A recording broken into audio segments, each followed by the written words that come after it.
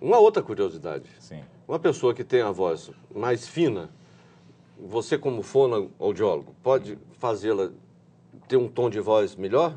Um tom mais grave. Mais grave? Várias pessoas, às vezes, procuram com esse motivo. A gente consegue trabalhar uma tonalidade mais grave do que a que ela tem, mas não vai alcançar, às vezes, um grave que ela tem como referência. Vamos supor, ela tem uma voz aguda, um rapaz tem uma voz aguda e quer ter uma voz de Cid Moreira mais grave, ou uma voz de Hugo mais grave, né?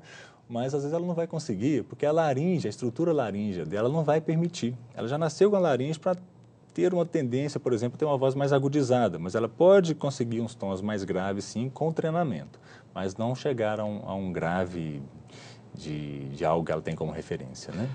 Com a sua licença, Sim. ô Adriano, nós vamos para um rápido intervalo e em instantes voltaremos a conversar com Adriano Neves, fonoaudiólogo. Um momento só, voltaremos já.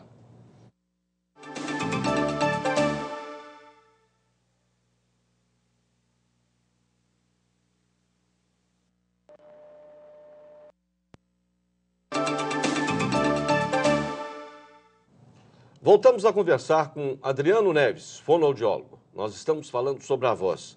Aí nós terminamos aí o primeiro bloco falando da diferença da voz dos homens e das mulheres. Agora, que fatores presentes no dia a dia da gente podem intervir na voz da pessoa? Sim. O cigarro, né, é um deles. O fumante ele tem um risco maior de desenvolver uma disfonia, uma alteração na voz, que a prega vocal vai ficando mais inchada, a voz vai ficando mais grave, vem uma rouquidão, vem alterações mais sérias na laringe, né? Ambientes com ar-condicionado, que é muito comum nas empresas, então a pessoa tem que saber lidar com esses ambientes hoje em dia, ou seja, aumentar a hidratação, se tiver uma fase de gripe, não sentar muito próximo da saída do ar-condicionado, né? Tentar esse tipo de adaptação. E em fases gripais ou de infecções de vias aéreas superiores, aí seria realmente, às vezes, até afastar um período, até melhorar, para depois retornar, por exemplo, às atividades, né? Posso voltar um pouquinho? Sim. Numa sala de aula. Sim. Uma sala de aula com 40 alunos, né? Os professores e as professoras, né? Sim. Agora, você me disse que as mulheres têm mais problemas, né? As professoras, principalmente, que devem ter mais problemas. Sim.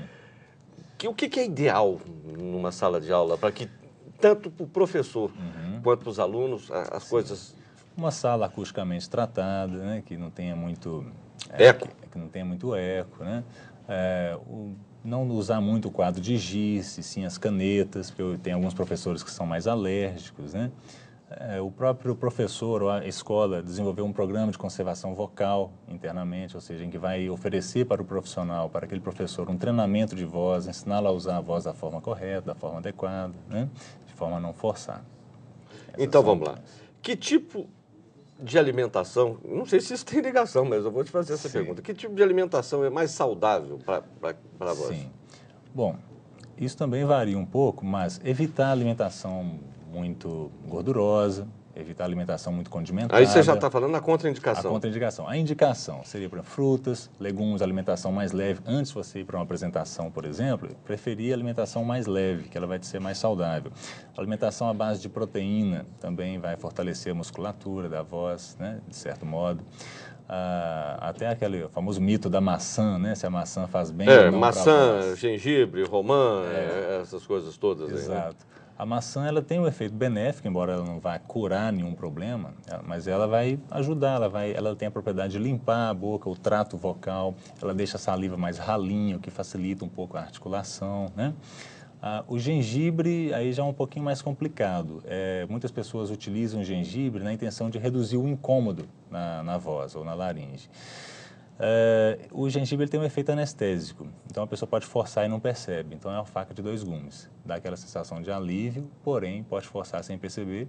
Dificultaria, por exemplo, um alcance de tons agudos. Então para o cantor já não seria interessante, né? Então isso varia. Por que a pessoa desafina? A pessoa, assim você está falando, Falta grosso, de né? técnica. Não, mas eu estou falando assim, conversando normalmente. Isso pode ser algum problema? Pode. Aí é chamado quebra de tom, né? A pessoa está conversando e de repente dá uma falha na voz. Pode ser uma alteração na prega vocal. Aí merece uma pesquisa, passar por um otorrinolaringologista, fazer uma filmagem nas pregas vocais, né? A videolaringoscopia, para saber o que está acontecendo ali. E então saber se vai precisar de um treinamento, de um tratamento ou se é só um treinamento mesmo. Se não tem problema algum e está desafinando, então está precisando simplesmente de uma técnica, de um trabalho técnico. Mas se tem a técnica e a voz está falhando, então tem que pesquisar. Tem que pesquisar. Tem que pesquisar. Até que ponto, Adriano, o som interfere na voz? Como o assim, som, vamos dizer, o som alto, o ruído alto. Ah, sim. Vamos chamar o ruído ou o som? Sim. Existe a competição vocal, né? A pessoa, sem perceber, ela começa a falar mais alto do que aquele ruído. Em ambientes de fábrica, é comum, danceterias, a pessoa está lá dançando, está conversando, quer conversar com a pessoa e acaba falando mais alto do que o normal. Então, ela tem que ficar atenta, porque pode, realmente, se for algo frequente, né, trabalha em ambiente com barulho o tempo todo, isso pode desenvolver uma alteração vocal devido ao esforço, né, a falar intenso, com uma intensidade vocal muito elevada, e isso prejudicar a musculatura e vira uma rouquidão, uma disfonia. Então, o ruído pode interferir na voz. Porque normalmente, festas, né, os vizinhos é que reclamam sempre, né? Porque os vizinhos estão lá no silêncio e tem uma festa na outra casa do lado.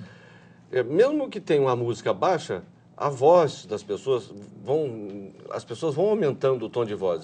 Isso é que Sim, isso tem tem a algum competição sonora. Essa competição sonora não tem jeito de minimizar? Bom, baixar o volume mesmo, né? Baixar o volume do som. Geralmente as pessoas já ficam nesses ambientes, tem um efeito alcoólico, já fica mais para cima, mais alegre, já junta o ruído, então aí já vai ter um N fatores que vai aumentar mais o ruído ainda. Fica querendo prestar atenção na conversa do outro e falar e acaba falando mais alto. Né? Exatamente.